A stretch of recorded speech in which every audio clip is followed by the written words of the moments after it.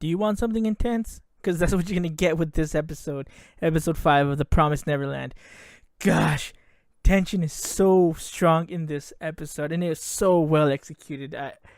Let's get right into this because there's a lot to talk about, and I want to cover the most important things, but I won't cover everything because we could go and dissect things like forever. But so let's get right into this.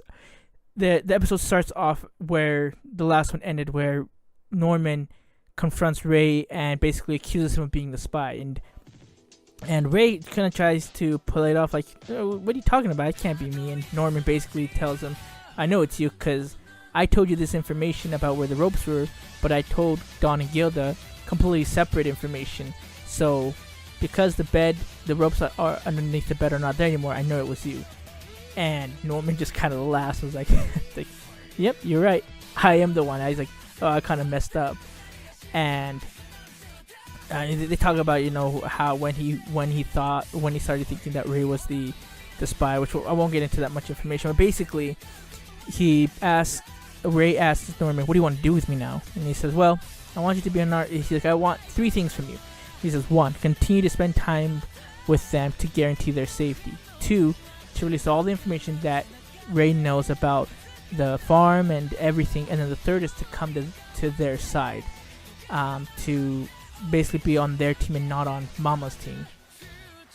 And that's the only thing. And the reason that he confronted Ray about it instead of like using him up until the very end was because of Emma. Because if you remember in the previous episode when Norman asked, when we find the traitor, like, what should we do? And she says, I would want them to come with us because the safety that's guaranteed by Mama or by the demons, like it's not guaranteed anymore once those people find out that he has been helping them, and so, or even after, because even if they do escape successfully, like that spy most likely is going to get killed either way. So that's why Norman went with this tactic of having Ray come on their side, assuming that he is their enemy.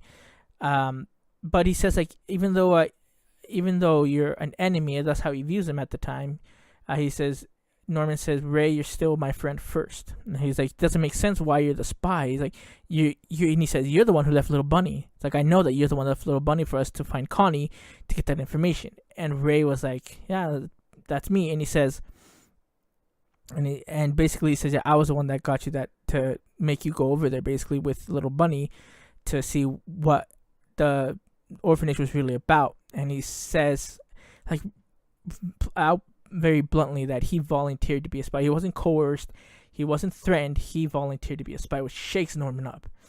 And he really says the reason he wanted to be a spy is because he wanted to escape. And he wanted to escape. He says the best way to escape is to be inside the pocket of the enemy. And he basically told Mama, it's like, if I'm your spy, I want 2 things. And he said, 1, not to be shipped out immediately, and then 2, that he gets rewards for intel, where he gets all these different objects that are not found in the house, and that Mama would give it to him, at different times for all the intel, or when he gives intel to her. And he says that he's been doing all this, to prepare to escape. That's how he knows how the tracking devices can be disabled. And he says he's been doing all this so that Norman and Emma won't die. And again, this is all just like shaking Norman. And then Ray comes up with this basically ultimatum. He's like, you know what? He says, you're right, I'm not your enemy, but I'm also not your ally. He says, I will become your ace up your sleeve. The one condition is that Norman has to trick Emma, meaning that she has this goal of taking everyone from the house and escaping with him. And he says at the last moment, we're ditching everyone and it's just going to be us 3. He says if it comes to taking anyone else, it's going to be Dawn and Gilda, but after that, no more. And Norman's like, why? And it's like, I thought you were trying to help us. This is how I'm helping. This is how we're going to survive. Yes, these are the people that can't survive on their own. Everyone else is a detriment to their survival. They can't take them. And so even though he was for, quote unquote, for the training that they've been doing with the game of tag, he's like, no, we're just gonna take us 5 the most, and that's it. And Norman agrees to this, but Ray's like comes up to him, and this scene was just bone-chin. He's like, if you're lying to me, and he's like, no, I'm not lying. Norman's like, no, I'm not lying. And then they escape, and then he not escape, and then Ray leaves the door, leaves the room, and then heads over to Mama's office.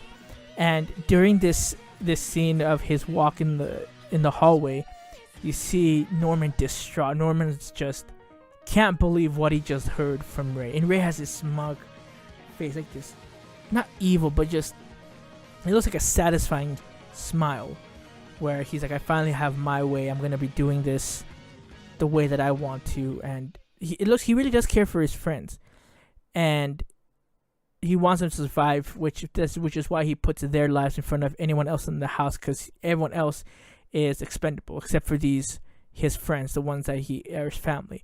And it's just crazy. But he then scoffs at the very end, right before going into Mama's room, which, after looking at a picture of that looks like to be a representation of him, Norman, and Emma, which I think kind of tells us that I don't know if he feels like maybe this isn't going to work, or that it sucks that he was found out so fast by Norman. So there's a lot of things that it could be. Not sure.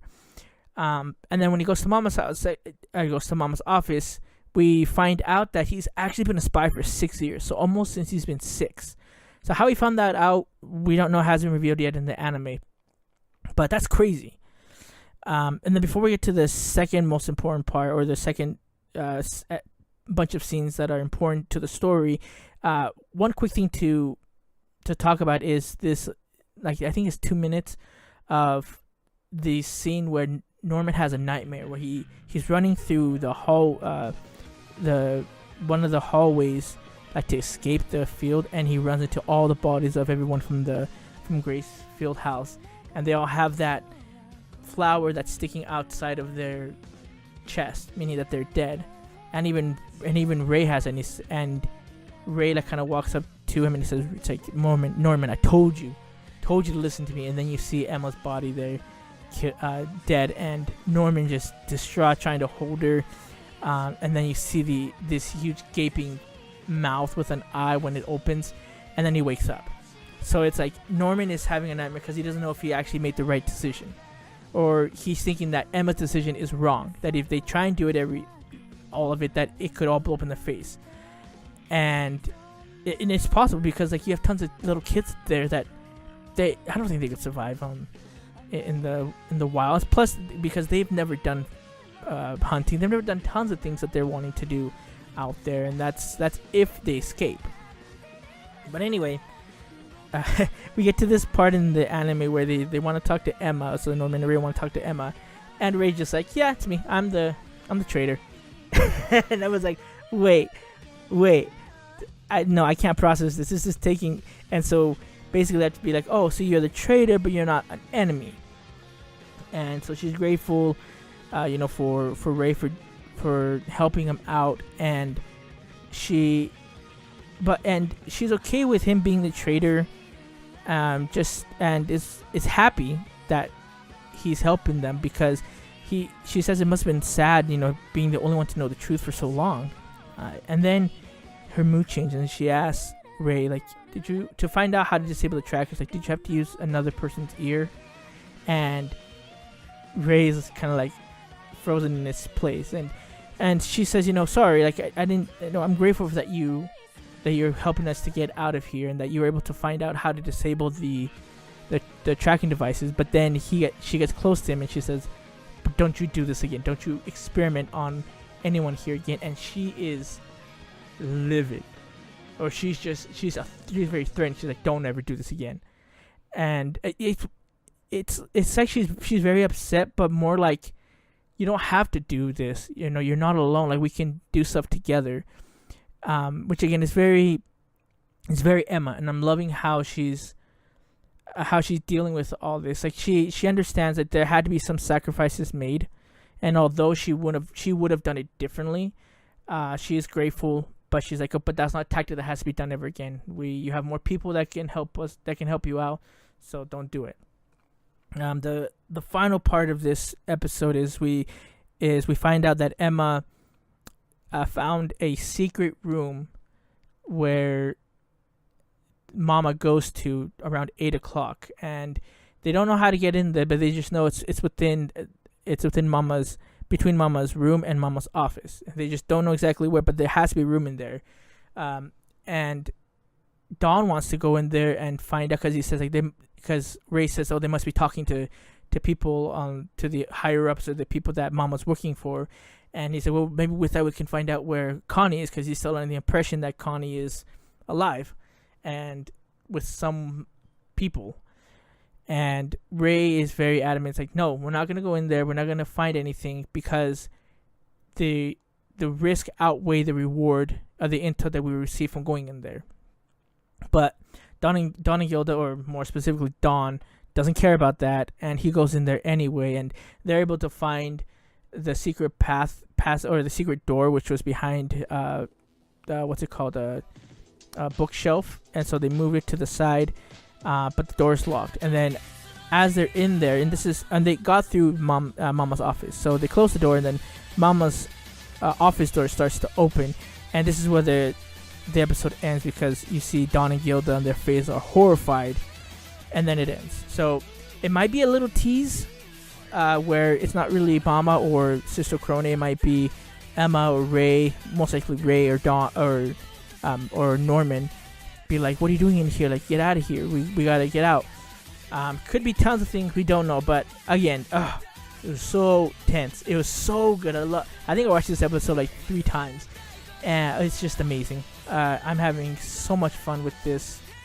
With this anime, it's again, I think they're jumping a few things here and there from the manga, because the manga there was another huge revelation that would have been done, but I believe they're gonna save that for later. Just I think the flow of the anime is gonna make it is gonna be more impactful the way they do it in the anime.